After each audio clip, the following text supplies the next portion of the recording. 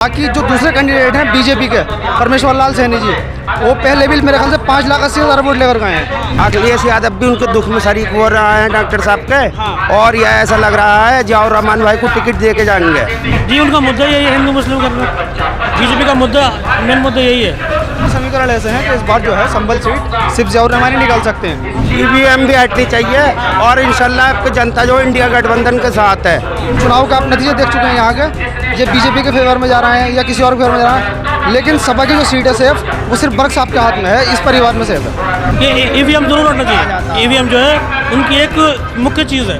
EVM से जीतती है, कहीं सेटिंग होती है, कहीं नहीं हो पाती है। जहाँ पे चुनाव में थोड़ा अंतर रहता है वोटों का, 20-50 हज़ार का जहाँ पे अंतर होता है, वहाँ पे ईवीएम की सेटिंग होना मुमकिन है। ये तो बीजेपी हिंदू मुस्लिम पे इलेक्शन लेकर आ जाती है, तो हम मतलब फिर हिंदू मुस्लिम पे आगा इलेक्शन तो कभी नहीं जीतेंगे।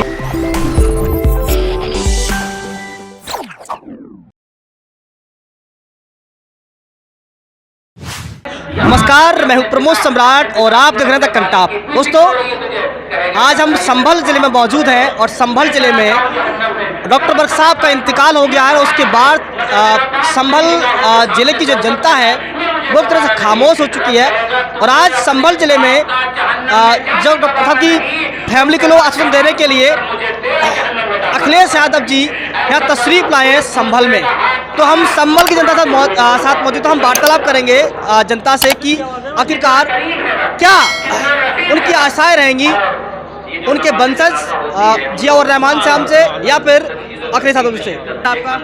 मेरा नाम हाजी नदीम, ग्राम प्रधान साहब का सराय। अच्छा, तो आज ये बताइए जो यहाँ पर इतना सैलाब इकट्ठा हुआ है वो किस पर्पज से इकट्ठा हुआ? आज इस पर्पज से आज उनके डॉक्टर साहब की 10वीं की फातिया थी।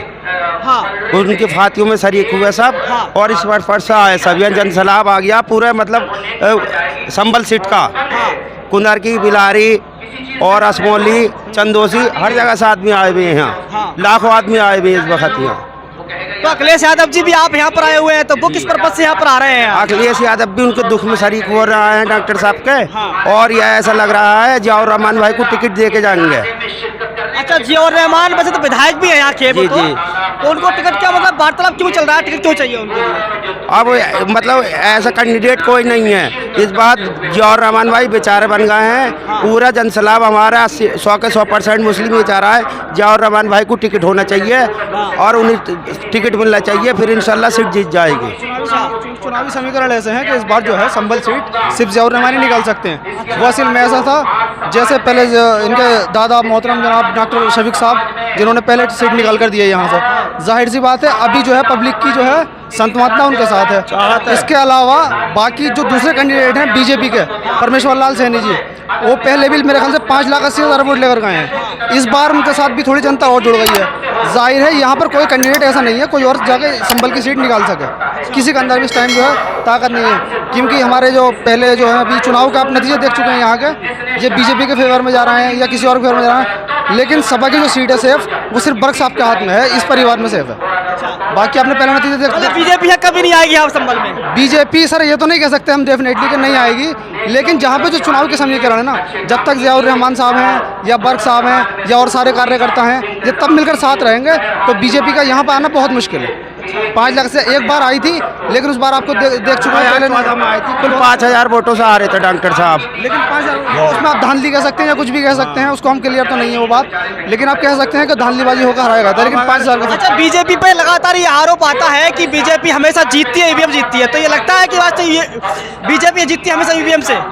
ईवीएम से जीतती है, कहीं सेटिंग होती है, कहीं नहीं हो पाती है। जहाँ पे चुनाव में थोड़ा अंतर रहता है वोटों का, 20-50 हज़ार का जहाँ पे अंतर होता है, वहाँ पे ईवीएम की सेटिंग होना मुमकिन है।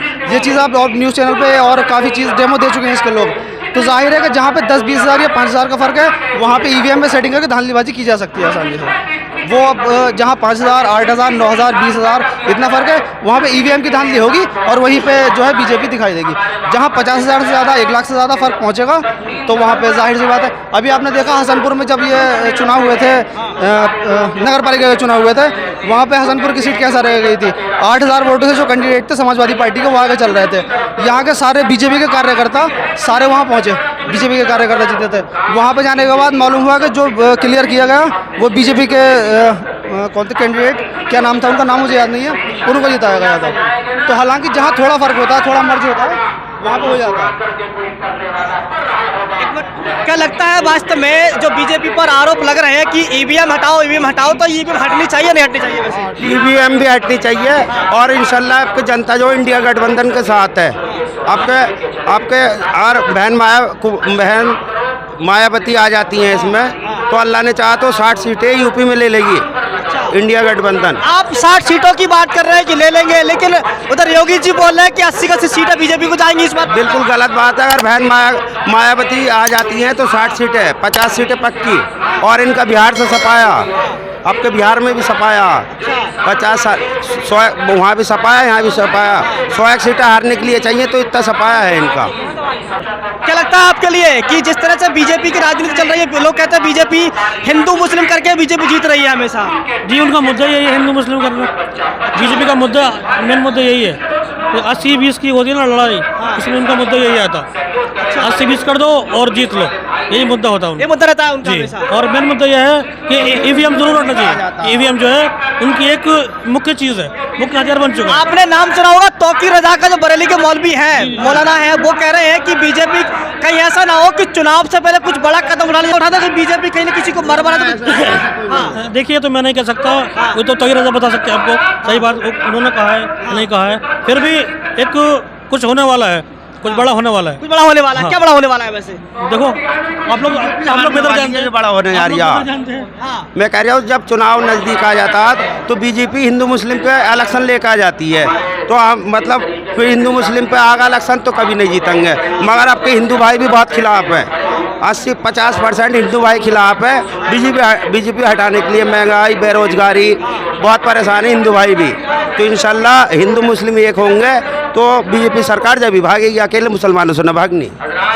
हाँ, मुस्लिम तो पूरा वोट बीजेपी का, कुछ मुस्लिम वोट बीजेपी के साथ में भी है। गांव में सर्वे किया है मैंने, तो कुछ मुस्लिम कहते हैं हम तो बीजेपी के साथ में वो हैं। ऐसे है बस दिखाओ के, गाँवों में पार्टी बंदी होती है तो वो तो बस जैसे दूसरा ग्रुप है तो दिखाव के लिए आ जाते हैं, मगर वोट न देते हैं बीजेपी को। इधर ओवैसी साहब भी हैं, चुनाव लड़ने के चक्कर में यूपी से लड़ने वाले हैं वो।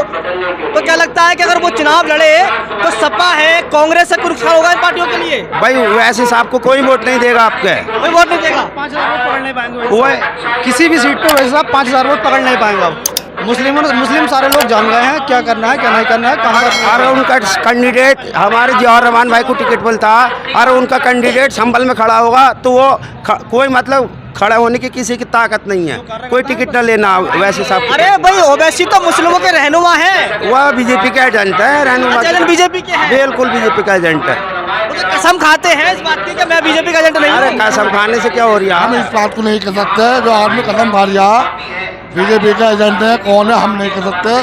फिलहाल हमारा जो है इस वक्त गठबंधन से हुआ हमारा मसला, और हम जो संभल की सीट गठबंधन में रहना है, जीतेंगे, गठबंधन। संभल की सीट जीतेंगे हम। और जवाहर रहमान भाई को टिकट न हुआ तो सीट हारेगी संभल की।